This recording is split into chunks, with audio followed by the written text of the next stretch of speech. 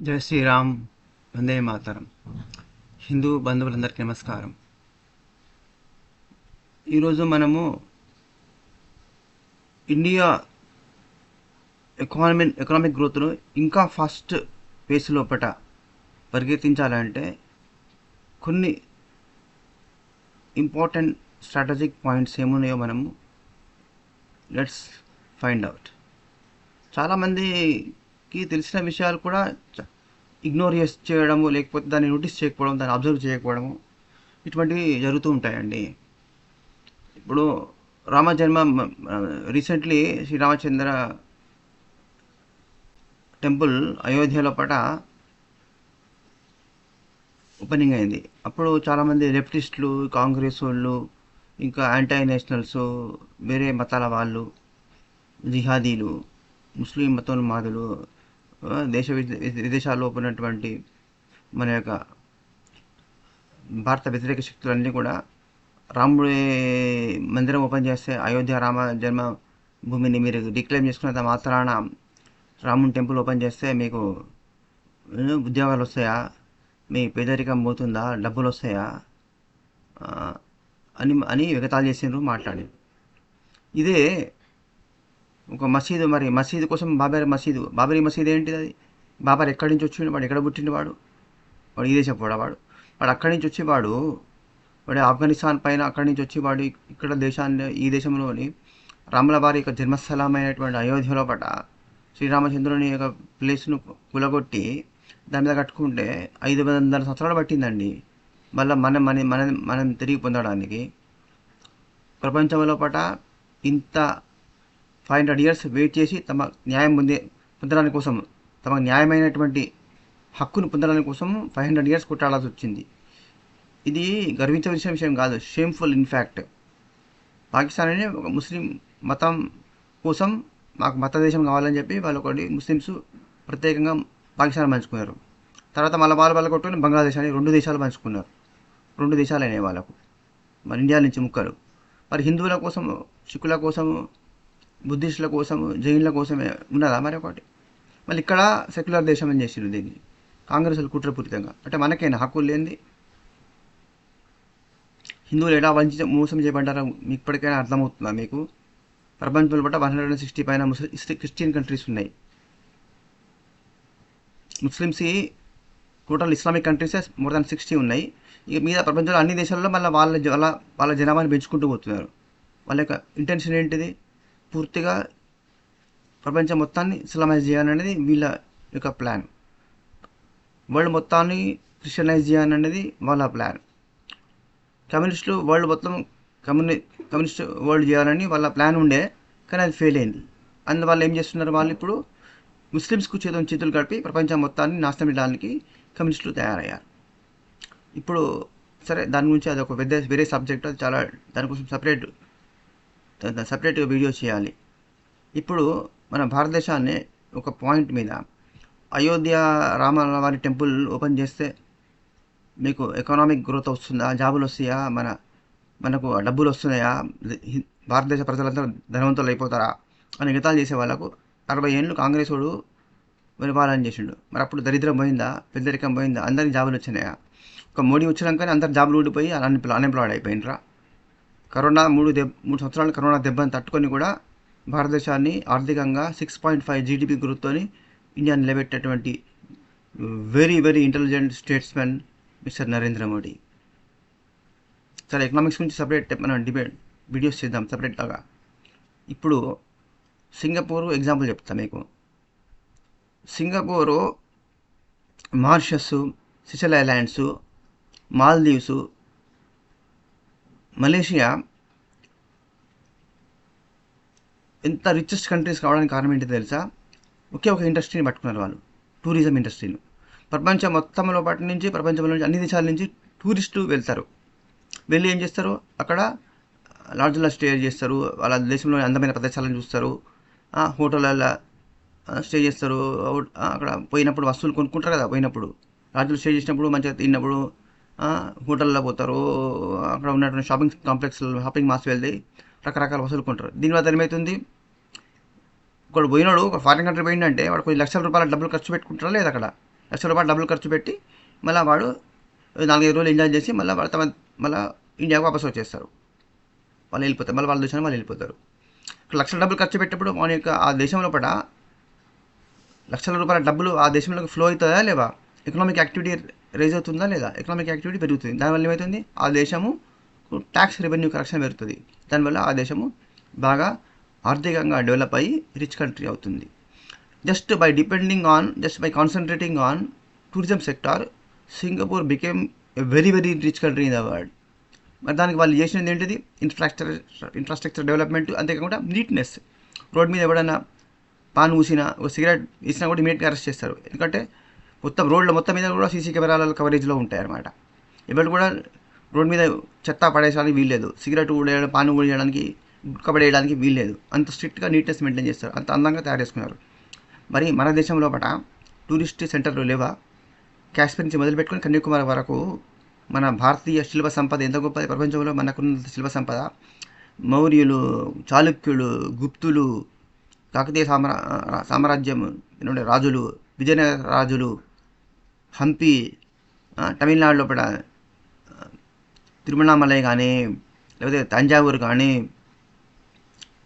ఇట్లా మన ప్రపంచం, మన కునార్క సన్ టెంపుల్ కానీ, ఈ ఒక్క టెంపుల్ చాలా ప్రపంచంలో టూరిజం అందరిని ఆకర్షించడానికి ఒక్క టెంపుల్ సరిపోతుంది.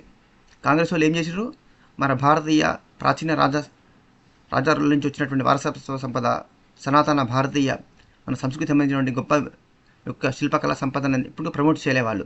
ప్రపంచానికి ఏం చెప్పిన వాళ్ళు, ఇండియా అంటేనే తాజ్మహల్ అట. మన దేవాలయం పులగొట్టి దాని మీద వాడు షాజహాన్ అనేటోడు వాడి భార్య కోసం మసీదుగా మార్చిండు దాన్ని, తాజ్మహల్ అని పేరు పెట్టి. ఈ ప్రపంచం మన దేశంలో కూడా అందమైన ప్రదేశం తాజ్మహల్ ఒకటేనా? ఇంత అవమానకరం ఇది. ఖజురాహో కంటే మొత్తం ఖజురాహో కంటే అందమైనటువంటి అజంతా ఎలోరా చిత్రపటాలు రంగులు ఈనాటికి రంగులు ఫేడ్ అవుట్ అవ్వలేదు. అంటే ఏం టెక్నాలజీ వాడినారు? ఒక్కొక్కటి 50-60 ఏళ్ళ పొడవు ఉంటాయి శిఖరాలు, గోపురాలు. క్రేన్లు లేనప్పుడు, టెక్నాలజీ లేనప్పుడు అంత పెద్ద రాళ్లను, అంత పిల్లర్స్ను అంత పెద్ద పైకి ఎలా లేపినారు వాళ్ళు ఆనాడు? వాళ్ళు ఏ టెక్నాలజీ వాడినరు? అంత రాళ్ళను ఎట్లా మూసినారు వాళ్ళు?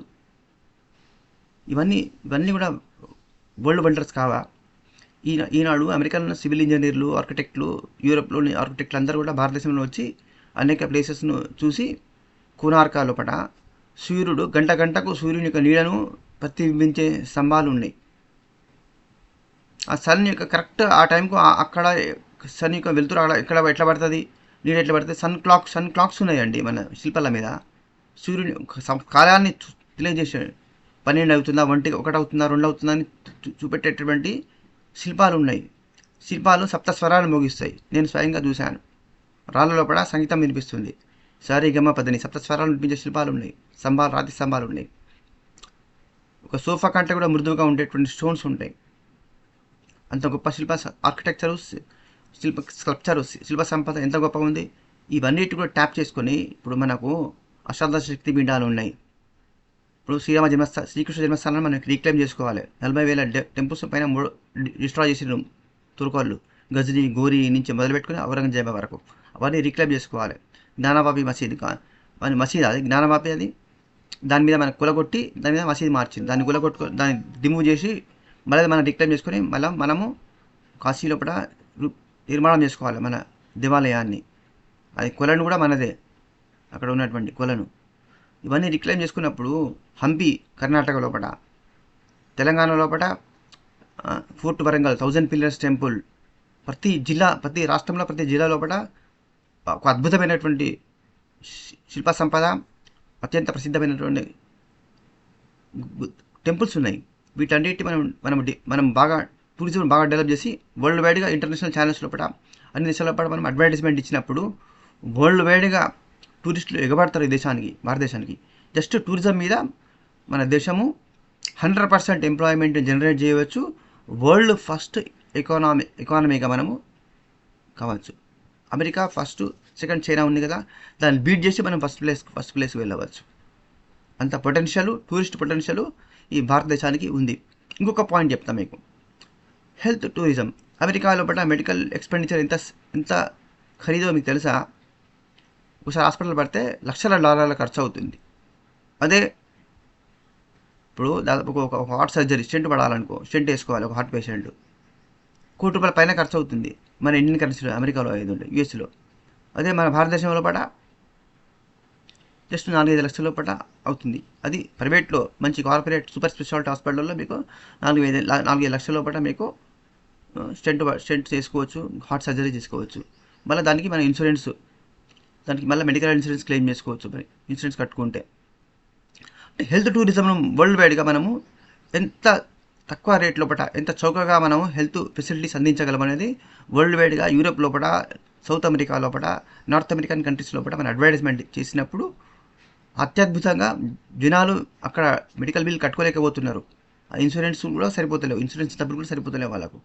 అందుకనే నార్త్ అమెరికాను, సౌత్ అమెరికాను, యూరోప్లోని ప్రజలను, పేషెంట్స్ను మనం ఇండియా అట్రాక్ట్ చేసుకొని హెల్త్ టూరిజం డెవలప్ చేసుకుంటే ఢిల్లీ టు సౌత్ చెన్నై వరకు అన్ని రాజధాని నగరాల్లో ఉన్నటువంటి కార్పొరేట్ హాస్పిటల్స్ లోపల ఫారెన్ పేషెంట్స్ మనము అట్రాక్ట్ చేసి వాళ్ళకు సగానికి సగం తక్కువ ఖరీదులో మనము మెడికల్ ఫెసిలిటీస్ ప్రొవైడ్ చేస్తే ఆ యొక్క వచ్చే జనరేషన్ ఎంత రెవెన్యూ జనరేట్ అవుతుందంటే అది మనకు బిలియన్స్ లోపల రెవెన్యూ జనరేట్ అవుతుంది. దాంతో ఇండియాలోని 100% ప్రజలకు ఎంప్లాయ్మెంటు సస్టైనబుల్, మళ్ళీ అది కూడా ఎంప్లాయ్మెంట్ ఒకసారి వచ్చి సాఫ్ట్వేర్ లాగా ఒకసారి 6 నెలలు పైకి వస్తుంది, సాఫ్ట్వేర్ 6 నెలలు డౌన్ అవుతుంది. ఆర్థికంగా రిసెషన్ వచ్చింది, ఆర్థిక ఎకనామిక్ స్లో డౌన్ అలా ఉండదు. సస్టైనబుల్ గ్రోత్ అనమాట. అంటే ఇది ఎప్పటికీ కంటిన్యూస్గా గ్రోత్ ఉంటుంది, కానీ ఎప్పుడు కూడా మధ్యలో బ్రేక్ అనేది రాదు, ఫాల్ డౌన్ కాదు. ఎకానమీ అనేది ఫాల్ డౌన్ కాదు. హెల్త్ టూరిజము తర్వాత మనం పిల్గ్రిమ్ సెంటర్స్, స్పిరిచువల్ టూరిజం, మనం భారతదేశంలోని అష్టాదశ శక్తి పీఠాలను, ద్వాదశ జ్యోతిర్లింగ క్షేత్రాలను, గొప్ప శిల్ప సంపద ఉన్నటువంటి ప్రదేశాలను, పిక్నిక్ స్పాట్స్ను, బీచ్లను మనం బాగా డెవలప్ చేసి వాళ్ళకి ఇన్ఫ్రాస్ట్రక్చర్ బాగా డెవలప్ చేసి వాళ్ళకి ఎయిర్ కనెక్టివిటీ బాగా ఇంప్రూవ్ చేయాలి, రైల్వేని ఇంకా మోడర్నైజ్ చేయాలి. ఇవన్నీ నరేంద్ర మోడీ యొక్క ప్లాన్స్. నెక్స్ట్ టైం గెలిస్తే ఇవన్నీ చేస్తాడు. ఇంకా ఇంకా ఏరోడ్రమ్స్, ఇంకా ఫ్లైట్ సర్వీస్ ఇంకా పెరుగుతాయి మన దేశంలో కూడా. ఇంకా బుల్లెట్ ట్రైన్స్, కొత్త మోడర్న్ టెక్నాలజీ వస్తుంది, బుల్లెట్ ట్రైన్స్, ఇంకా ఫాస్ట్ ట్రాక్ ట్రైన్స్ వస్తాయి. ఫాస్ట్ ట్రాక్లు ఫస్ట్ మనం ఇలా ఎన్నో రకాలుగా మనకు బస్ ఫెసిలిటీస్ కానీ ఇలా ఎన్నో రకాలుగా ట్రాన్స్పోర్టేషన్ కనెక్టివిటీ ఇంకా పెరగాలి, కమ్యూనికేషన్ పెరగాలి. దీన్ని బాగా కాన్సన్ట్రేషన్ మోడీ చేస్తారు. దీని ద్వారా మన దేశాన్ని 100% ఎంప్లాయ్మెంట్ జనరేషన్ చేయవచ్చు. ఎకానమీ బాగా డెవలప్ అవుతుంది. India can definitely become the first biggest economy in the world, richest country in the world, first richest country in the world అవ్వచ్చు. దానికి మీరు ఇంకొక పని చేయాలి. ఇప్పుడు హిందువులు అందరూ ఎంబీఏలు, ఇంజనీరింగ్ చదువుకొని సాఫ్ట్వేర్ జాబులు దొరుకుతలేవని రోడ్ల మీద పడి తిరుగుతున్నారు. చెడు అలవాట్ల ఫ్రస్ట్రేషన్తో నిరాశకు లోనయి, బ్యాడ్ హ్యాబిట్స్కు, ఆల్కహాల్కు, డ్రగ్ అబ్యూస్కు లోనయి చచ్చిపోతున్నారు. తమ తల్లిదండ్రులకు గుండెలో చిచ్చు పెడుతున్నారు. అది మానేసి మనము small scale industries, hotel industry, tourist గైడ్లు గాను హోటల్స్ పెట్టుకోవడము, రెస్టారెంట్స్ పెట్టుకోవడం, ఫాస్ట్ ఫుడ్ సెంటర్స్ పెట్టుకోవడం, ఇటువంటివి మన గుళ్ళ దగ్గర ఎన్నో రకాల షాపులు పెట్టుకోవడము, ఇటువంటి చేసేది ఉంటే అంతకన్నా ఎక్కువ సాఫ్ట్వేర్ ఎంప్లాయీ కాదు, గవర్నమెంట్ ఎంప్లాయీ కంటే కూడా ఎక్కువ జీతం సంపాదించవచ్చు. ఇప్పుడు చూడండి, ఏం చదవరు ముస్లిమ్స్, వాడు డజన్ 2-3 భార్యలు చేసుకొని వాడు పెళ్ళిళ్ళు చేసుకుంటాడు, డజన్ మంది పిల్లగాలను పుట్టిస్తాడు. తురుకోళ్ళు ఎందుకు? ఈ దేశాన్ని జనాభా పెంచుకొని ఈ దేశాన్ని మొత్తాన్ని ఆక్యుపై చేసుకొని ఇస్లామైజ్ చేయాలని, తర్వాత మనం చంపేద్దామని. వాళ్ళ మెజార్టీ కాగానే మన అందరూ చంపేస్తారు. ఆ ప్రమాదం నుంచి మనం బయటపడాలంటే, దాన్ని కంట్రోల్ చేయాలంటే ఫస్ట్ మన దేవస్థానాల దగ్గర వాళ్ళకు షాపులు పెట్టుకోవడానికి ఛాన్స్ ఇవ్వద్దు. వాళ్ళని బైకాట్ చేయండి ఇప్పటి నుంచి. ఇక్కడ కూడా ముస్లిం హోటల్లో వెళ్ళకండి. ముస్లిమ్స్ అన్ని బీఫ్ కలుపుతారు, వాళ్ళు ఎన్ని రకాలుగా కెమికల్స్ కలుపుతారు. మన హిందువుల యొక్క హిందువుల యొక్క హెల్త్ ఖరాబ్ కావాలండి, కెమికల్స్ కలుపుతారు వాళ్ళు. ఎన్నోసార్లు వీడియోలు బయటపడ్డాయి. అందుకనే హిందువులారా, హిందూ హోటల్స్లోనే తినండి, మీరు హోటల్స్ పెట్టండి, మీరు ఫాస్ట్ ఫుడ్ సెంటర్స్ పెట్టండి, మీరే టూరిజంను కార్ ట్రావెల్స్ పెట్టుకోవడము, ఇట్లా ట్రాన్స్పోర్టేషన్ ఫెసిలిటీసు ఇటువంటివి చేసుకున్నప్పుడు స్మాల్ స్కేల్ ఇండస్ట్రీస్ పెట్టుకోవడము ఇలా చేసినప్పుడు ఆర్థికంగా మీరు సొంతంగా డెవలప్ అవ్వడమే కాకుండా ఇంకో నలుగురికి మీరే జాబులు ఇవ్వగలుగుతారు. గవర్నమెంట్ వాడు జాబ్ ఇవ్వాలని లేకపోతే సాఫ్ట్వేర్ వాడు జాబ్ ఇవ్వాలని డిపెండ్ అవ్వడం అవి లైఫ్లు ఖరాబ్ చేసుకునే బదులు మనమే సొంతంగా సెల్ఫ్ ఎంప్లాయ్మెంట్ దిశలో మనము ప్రయత్నం చేయాలి. అప్పుడు సస్టైనబుల్ ఎకనామిక్ గ్రోత్ అనేది definitely possible and India can definitely become the richest country in the world. So let's work in this direction and please do support mister Narendra Modi. బీజేపీకి ఓటు వేయండి. ఇంకా 10 మందికి చెప్పండి. 10 మంది కొత్త ఓటర్లను చేర్పించండి. 10 మంది కొత్త వాళ్ళకు బీజేపీ గురించి తెలియజేయండి. నరేంద్ర మోడీ గురించి తెలియజేయండి. వాస్తవాలను తెలియజేయండి. బీజేపీకి సపోర్ట్ చేయండి. బీజేపీని గెలిపించండి. జై శ్రీరామ్, వందే మాతరం.